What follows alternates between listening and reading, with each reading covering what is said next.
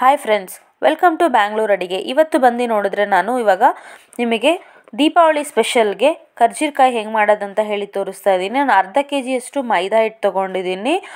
ಕರ್ಜಿಕಾಯಿ ಮಾಡೋದಕ್ಕೆ ನಾನು ಅರ್ಧ ಕೆ ಜಿಯಷ್ಟು ಮೈದಾ ಹಿಟ್ಟು ತೊಗೊಂಡಿದ್ದೀನಿ. ಸ್ವಲ್ಪ ರುಚಿಗೆ ತಕ್ಕಷ್ಟು ಉಪ್ಪು ಆ್ಯಡ್ ಮಾಡ್ಕೊಳ್ತಾ ಇದ್ದೀನಿ. ಅಂದರೆ ಹಿಟ್ಟಿಗೆ ಟೇಸ್ಟ್ ಕೊಡೋದಕ್ಕೋಸ್ಕರ ಒಂದು ಸ್ವಲ್ಪ ಉಪ್ಪು ಹಾಕಿದ್ದೀನಿ. ನೀರು ಹಾಕಿ ಸ್ವಲ್ಪ ನೀರು ಹಾಕಿ ಮಿಕ್ಸ್ ಮಾಡ್ಕೊಳ್ಳಿ. ಮಿಕ್ಸ್ ಮಾಡ್ಕೊಂಡು ಲಾಸ್ಟಿಗೆ ಒಂದು ಸ್ವಲ್ಪ ಎಣ್ಣೆ ಹಾಕಿ ಮಿಕ್ಸ್ ಮಾಡ್ಕೊಳ್ಳಿ. ಹಿಟ್ಟು ಹದ ಹೆಂಗಿರಬೇಕು ಅಂತಂದರೆ ನಿಮಗೆ ಪೂರಿ ಹಿಟ್ಟು ಅದಕ್ಕಿರಬೇಕು. ಅಂದರೆ ತುಂಬ ಸಾಫ್ಟಾಗಿರಬಾರ್ದು, ಸ್ವಲ್ಪ ಗಟ್ಟಿ ಇರಬೇಕು. ಆವಾಗಲೇ ನಿಮಗೆ ಬಂದು ಕರ್ಜಿಕಾಯಿ ಲಟ್ಸೋಕ್ಕೆಲ್ಲನೂ ತುಂಬ ಈಸಿ ಆಗುತ್ತೆ. ಗಟ್ಟಿಗಿರಬೇಕು. ಇವಾಗ ನಾವು ಒಳಗಡೆ ಫಿಲ್ಲಿಂಗ್ ರೆಡಿ ಮಾಡ್ಕೊಳ್ಳೋಣ. ಫಿಲ್ಲಿಂಗ್ಗೆ ರೆಡಿ ಮಾಡ್ಕೊಳ್ಳೋಕ್ಕೆ ನಾನು 2 ಕಪ್ಪಷ್ಟು ರವೆ ತೊಗೊಂಡಿದ್ದೀನಿ. ರವೆನ ಫಸ್ಟು ಬಾಣಲೆಯಲ್ಲಿ ಹಾಕಿ ಚೆನ್ನಾಗಿ ಹುರ್ಕೊಬೇಕು. ಅದಾದಮೇಲೆ ಒಂದು 2 ಸ್ಪೂನಷ್ಟು ತುಪ್ಪ ಹಾಕಿ ಹುರ್ಕೊಳ್ಳಿ. 1 ಸ್ಪೂನಷ್ಟು ಏಲಕ್ಕಿ ಪೌಡರ್ ಆ್ಯಡ್ ಮಾಡ್ತಾ ಇದ್ದೀನಿ. ಏಲಕ್ಕಿ ಪೌಡರ್ ಬಂದು ನಾನು ಒಂದು ಸ್ವಲ್ಪ ಸಕ್ಕರೆ ಹಾಕಿ ಮಿಕ್ಸಿಯಲ್ಲಿ ಗ್ರೈಂಡ್ ಮಾಡ್ಕೊಂಡಿದ್ದೀನಿ. ಅಂದರೆ ಬೇಗ ಪೌಡ್ರ್ ಆಗಲಿ ಅಂತ ಹೇಳಿ ನಾನು ಏಲಕ್ಕಿ ಪುಡಿ ಜೊತೆಗೆ ಸಕ್ಕರೆ ಹಾಕಿ ಪೌಡ್ರ್ ಮಾಡ್ಕೊಂಡಿದ್ದೀನಿ. 1 ಸ್ಪೂನಷ್ಟು ಏಲಕ್ಕಿ ಪೌಡರ್ ಆ್ಯಡ್ ಮಾಡ್ಕೊಂಡಿದ್ದೀನಿ. 2 ಕಪ್ಪಷ್ಟು ಅಂದರೆ ಕಾಯಿ ತುರಿನ ತುರಿದು ಬಿಟ್ಟು ಬರೀ ಬಾಣಲೆಯಲ್ಲಿ ಹಾಕಿ ನಾನು ಫ್ರೈ ಮಾಡ್ಕೊಂಡಿದ್ದೀನಿ. ಕೊಬ್ಬರಿ ತುರಿನೂ ಹಾಕೊಬೋದು. ನಾನು ಹಸಿ ಕಾಯಿನ ಹಾಕಿದ್ದೀನಿ. ಅದಾದಮೇಲೆ 2 ಕಪ್ಪಷ್ಟು ಸಕ್ಕರೆ ಆ್ಯಡ್ ಮಾಡ್ಕೊಳ್ತಾ ಇದ್ದೀನಿ. ಹುರ್ಗಡ್ಲೆ ಬಂದು 1 ಕಪ್ಪು ಹುರ್ಗಡ್ಲೆನ ಬಂದು ನಾನು ಮಿಕ್ಸಿಯಲ್ಲಿ 1 ರೌಂಡು ರುಬ್ಕೊಂಡಿದ್ದೀನಿ. ಅಂದರೆ ತುಂಬ ಫೈನ್ ಪೌಡ್ರ್ ಮಾಡಬಾರ್ದು, ಜಸ್ಟ್ ತರಿಯಾಗಿರಬೇಕು. ಈ ರೀತಿ ಮಾಡ್ಕೊಂಡು ಮಿಕ್ಸ್ ಮಾಡ್ಕೊಳ್ತಾ ಇದ್ದೀನಿ. ಆ ಫಿಲ್ಲಿಂಗು ನಾವು ರೆಡಿ ಮಾಡಿ ಇಟ್ಕೊಳ್ಳೋಣ. ಚೆನ್ನಾಗಿ ಮಿಕ್ಸ್ ಮಾಡ್ಕೊಳ್ಳಿ. ನಾವು ಹಾಕಿರೋ ರವೆ, ಸಕ್ಕರೆ ಮತ್ತು ಹುರ್ಗಡ್ಲೆ ಪೌಡ್ರು, ಕೊಬ್ಬರಿ ಎಲ್ಲನೂ, ಏಲಕ್ಕಿ ಪುಡಿ ಎಲ್ಲನೂ ಚೆನ್ನಾಗಿ ಮಿಕ್ಸ್ ಆಗಲಿ. ಇದು ಫಿಲ್ಲಿಂಗ್ ತುಂಬ ಸೂಪರಾಗಿರುತ್ತೆ. ಇವಾಗ ನಾವು ಚಪಾತಿ ಹಿಟ್ಟು ಲಟ್ಟಿಸ್ತೀವಲ್ಲ, ಆ ರೀತಿ ದೊಡ್ಡದಾಗಿ ಸ್ಪ್ರೆಡ್ ಮಾಡ್ಕೊಳ್ಳಿ. ಒಂದು ಮುಚ್ಚಳ ತೊಗೊಳ್ಳಿ. ನೀವು ಮೋಲ್ಡ್ ಯಾವ ರೀತಿ ತೊಗೊಂಡಿರ್ತೀರ ಆ ಮೋಲ್ಡ್ಗಿಂತ ಒಂದು ಸ್ವಲ್ಪ ದೊಡ್ಡದಾಗಿರೋ ಥರದ ಮುಚ್ಚಳ ತೊಗೊಳ್ಳಿ. ಅದರಲ್ಲಿ ಈ ರೀತಿ ನೀವು ಮಾಡಿ, ನಾನು ವಿಡಿಯೋದಲ್ಲಿ ಹೆಂಗೆ ತೋರಿಸ್ತಾ ಇದ್ದೀನೋ ಅದೇ ರೀತಿ ಮಾಡ್ಕೊಳ್ಳಿ. ತುಂಬ ಸೂಪರಾಗಿ ಬರುತ್ತೆ. ನೀವು ಮೋಲ್ಡ್ ಒಳಗಡೆ ಹಿಟ್ಟನ್ನ ಇಡೋಕ್ಕಿಂತ ಮುಂಚೆ ಅದು ಸೈಡಲ್ಲೆಲ್ಲ ಇರುತ್ತಲ್ವ, ಆ ಎಡ್ಜಸ್ಸಲ್ಲಿ ನೀವು ಪೌಡ್ರು ಅಂದರೆ ನಾವು ಮೈದಾ ಪೌಡರ್ನ ಆ್ಯಡ್ ಮಾಡ್ಕೊಳ್ಳಿ.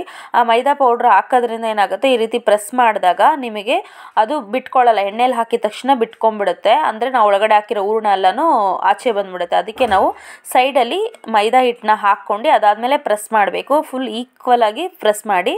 ಆವಾಗ ನಮಗೆ ಸೂಪರಾಗಿರೋಂಥ ನೋಡಿ ಎಷ್ಟು ಚೆನ್ನಾಗಿ ನಮಗೆ ಕರ್ಜಿಕಾಯಿ ನಾವು ರೆಡಿ ಮಾಡಿ ಇಟ್ಕೊಂಡಿದ್ದೀವಿ. ಇದು ಬಂದು ಬೇಗ ಆಗಿಬಿಡುತ್ತೆ ಎಣ್ಣೆಲಿ ಫ್ರೈ ಮಾಡೋದು. ಅದರಿಂದ ಫಸ್ಟು ನೀವು ಎಲ್ಲನೂ ರೆಡಿ ಮಾಡಿ ಒಂದು 2-3 ಪ್ಲೇಟಲ್ಲಿ ಜೋಡಿಸಿಟ್ಕೊಂಬಿಡಿ.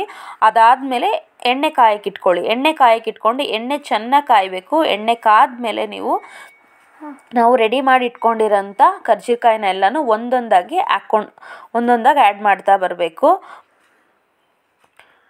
ಫ್ಲೇಮ್ ಮಾತ್ರ ಮೀಡಿಯಮ್ ಫ್ಲೇಮಲ್ಲಿ ಇಟ್ಟು ಕುಕ್ ಮಾಡಿ. ಯಾಕಂದರೆ ಬಂದು ಬೇಗ ಕಲರ್ ಬಂದುಬಿಡ್ತು ಅಂದರೆ ಸೀದೋದಂಗೆ ಆಗಿಬಿಡುತ್ತೆ. ಇದು ಹೆಂಗಿರ್ಬೇಕಂದ್ರೆ ಮೇಲ್ಗಡೆ ಬಂದು ನಿಮಗೆ ಕ್ರಿಸ್ಪಿಯಾಗಿರಬೇಕು. ಆವಾಗ ಒಂದು 2 ದಿವಸ ಇಲ್ಲ ಒಂದು ವಾರ ಇಟ್ಕೊಂಡು ತಿಂದರೂ ಕೂಡ ನಿಮಗೆ ಹಾಳಾಗಲ್ಲ. ಇಲ್ಲಾಂದರೆ ಏನಾಗ್ಬಿಡುತ್ತೆ, ಹಿಟ್ಟು ಬಂದು ಮೇಲ್ಗಡೆ ಮೆತ್ತಗಾಗ್ಬಿಡುತ್ತೆ. ಆವಾಗ ನಮಗೆ ತಿನ್ನೋಕ್ಕಾಗಲ್ಲ. ಕ್ರಿಸ್ಪಿ ಇದ್ರೇ ಇದು ನಮಗೆ ಕರ್ಜಿಕಾಯಿ ತಿನ್ನೋಕ್ಕೆ ತುಂಬ ಸೂಪರಾಗಿರುತ್ತೆ. ಮತ್ತು ನಿಮ್ಮ ಫ್ರೆಂಡ್ಸಿಗೆ, ರಿಲೇಟಿವ್ಸ್ಗೆಲ್ಲನೂ ಇವಾಗ ದೀಪಾವಳಿ ಹಬ್ಬಕ್ಕೆ ನೀವು ಈ ಸ್ವೀಟ್ಸ್ನ ಹಂಚ್ಬೋದು. ಇದು ಈಸಿಯಾಗಿರೋ ಅಂಥ ರೆಸಿಪಿ. ದೀಪಾವಳಿ ಸ್ವೀಟ್ಸಲ್ಲಿ ಇದೂ ಒಂದು. ಮತ್ತು ನಾನು ಎಲ್ಲ ಥರದ್ದು ಇವಾಗ ವೀಡಿಯೋಸ್ಗಳನ್ನ ಅಪ್ಲೋಡ್ ಮಾಡಿದ್ದೀನಿ ಆಲ್ರೆಡಿ. ನಾನು ವೀಡಿಯೋನ ಚೆಕ್ ಮಾಡಿ. ಮೈದಾ ಬಿಸ್ಕೆಟ್ ಮಾಡಿದ್ದೀನಿ, ಅದಾದಮೇಲೆ ಚಕ್ಲಿ ಮಾಡಿದ್ದೀನಿ, ರವೆ ಉಂಡೆ ಇದೆಲ್ಲನೂ ಮಾಡಿದ್ದೀನಿ. ವೀಡಿಯೋದಲ್ಲಿ ಚೆಕ್ ಮಾಡಿ ನೀವು ಇದೇ ರೀತಿ ಟ್ರೈ ಮಾಡಿ ಫ್ರೆಂಡ್ಸ್. ತುಂಬ ಸೂಪರಾಗಿ ಬಂದಿದೆ. ಎಲ್ಲ ರೆಸಿಪೀಸು ತುಂಬ ಸೂಪರಾಗಿ ಬಂದಿದೆ. ನೀವು ಇದೇ ರೀತಿ ಟ್ರೈ ಮಾಡಿ ನೋಡಿ. ಈಗ ಒಂದು ಕಡೆ ಫ್ರೈ ಆದಮೇಲೆ ಏನು ಮಾಡಬೇಕು, ಇನ್ನೊಂದು ಕಡೆ ತಿರುಗಿಸಿ ಹಾಕ್ಕೊಬೇಕು. 2 ಕಡೆ ಈವನ್ ಆಗಿ ಕುಕ್ ಮಾಡ್ಕೊಳ್ಳಿ. ಅಂದರೆ ಮೇಲ್ಗಡೆ ಬಂದು ಸ್ವಲ್ಪ ಗೋಲ್ಡನ್ ಬ್ರೌನ್ ಬರೋ ತನಕನೂ ಫ್ರೈ ಮಾಡ್ಕೊಬೇಕು. ತುಂಬ ಈಸಿಯಾಗಿ ಮಾಡ್ಬೋದು ಫ್ರೆಂಡ್ಸ್ ನೀವು ಇದು. ಅಂದರೆ ನಾವು ನೋಡಿ ಇಷ್ಟು ನಾನು ಅರ್ಧ ಕೆ ಜಿ ಹಿಟ್ಟು ಹಾಕಿದ್ದಕ್ಕೆ ನನಗೆ ಇಷ್ಟು ಕರ್ಜಿಕಾಯಿ ಬಂದಿದೆ. ನೀವು ಇದೇ ರೀತಿ ದೀಪಾವಳಿ ಹಬ್ಬಕ್ಕೆ ಟ್ರೈ ಮಾಡಿ ಫ್ರೆಂಡ್ಸ್. Thank you.